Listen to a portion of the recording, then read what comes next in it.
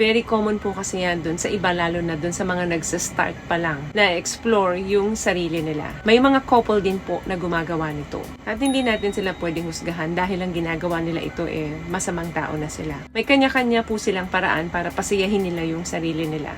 Maitim ba skin, underarm at singit mo? K-Skin ang bahala sa'yo. Premium ang ingredients, paraben-free and sulfate-free, and FDA-approved, kaya safe for everyone.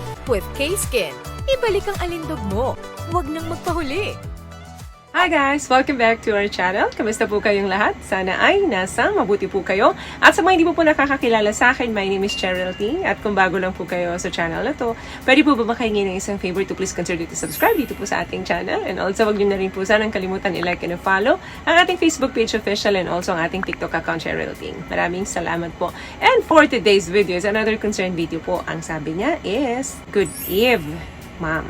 Napanood ko kasi sa YT yung vlog nyo about sa mga prutas na pinapasok ng mga girls. Ang tanong ko po sana, if po ba may okay lang po ba sample ang talong na ipasok sa private part mo? Pero gamit ka ng okay lang po ba yun?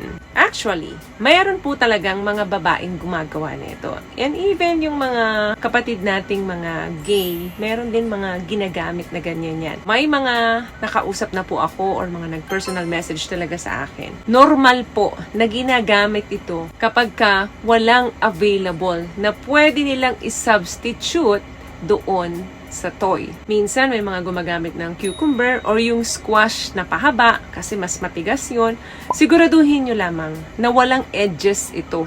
Siguraduhin nyo lamang na very smooth yung texture nito. Kasi pwedeng mabutas yung na gagamitin ninyo kung sakaling may edges ito. Kapag nabutas yun, of course, pwedeng masugatan ang loob ng inyong V-canal. Safe naman siya as substitute. Lalo na kung medyo tinatawag ka ng hormones mo or mainit ang katawan mo at kailangan mong mag-release. Siguraduhin mo nga lamang na walang edges ang mga paligid nito or walang tusok-tusok. Kasi the moment na may mga matutulis dyan, pwede ka talagang masugatan. Pwede yan kung impromptu dildos lang ang kailangan mo. Pero hanggat maaari sana, pag nakatapos ka dyan, bumili ka ng totoong laruan. Available naman yan sa mga Shopee, So, pwede mong i-research yan. Kung ayaw mong makilala ka o mag-over-the-counter ka sa mga store talaga na binibilhan ng mga ganyang klase ng laruan, pwede ka naman mag-online. Mabibili nyo yan sa Lazada, Shopee. Siguraduhin din po na malinis or naka-sterile yung mga ipapasok nyo dyan. Kasi any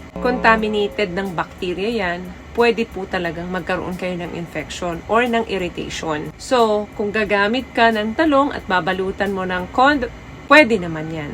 Huwag mo lang uulitin uli na gamitin yon. Same pa rin yung pinambalot mo, same pa rin yung prutas na ginamit mo. Kasi hindi nyo alam kung nakapitan na ng bakterya yon or hindi nyo alam, bulok na pala. So siguraduhin, fresh siya, Kung gusto nyo lang naman ng impromptu na laruan na ipapasok dyan para ma-pleasure kayo or makaisa kayo. What I love about this product, itong No More Dark Secret ng K-Skin, bukod sa may advanced whitening na siya na kung saan pwede niyang matulungan na pumuti yung mga singit-singit mo, moisturizing, meron siyang anti-irritation, antibacterial, maintain healthy pH level. Hindi lang pambabae, meron din po tayong pang-lalaki. Pero again, better pa rin po na bumili talaga ng laruan para dyan. At kung sakaling gagamit ka nito, before and after na magamit mo ito, siguraduhin mo na malinis ito at nahugasan mo ng mabuti. Huwag po natin husgahan yung mga taong gumagawa nito. Lalo na kung hindi naman nila kayo ginagambala.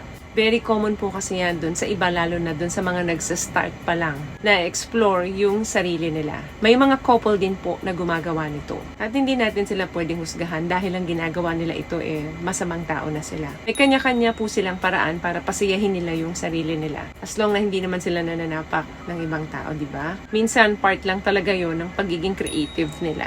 Part din yun ng pag-explore nila para mabigyan nila ng pleasure yung sarili nila. They are very creative kaya nakakapag-improvise sila ng mga laruan para sa sarili nila. Very common po na ginagamit nila dyan is yan, yung talong, yung cucumber, yung iba naman po, mais. Kasi nahihiya silang bumili ng mga tunay na laruan para dito. Kaya gumagamit na lang sila ng mga improvised toy. So again, safe naman yan. As long na malinis at huwag niyong uulitin. Pag nagamit nyo na, itapon nyo na. Bumili ng fresh, malinis at hindi yung malambot para wag mabali pag nasa loob na. Wag din ipasok lahat para in case madali mong mahahatak pag kailangan mo nang tanggalin.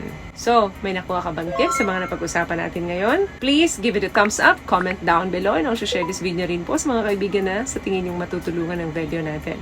Once again, palagi po kayong mag-iingat at palagi po kayong manalangin. Thank you guys for watching and see you on our next one. Always love yourself and be a blessed thing. Bye!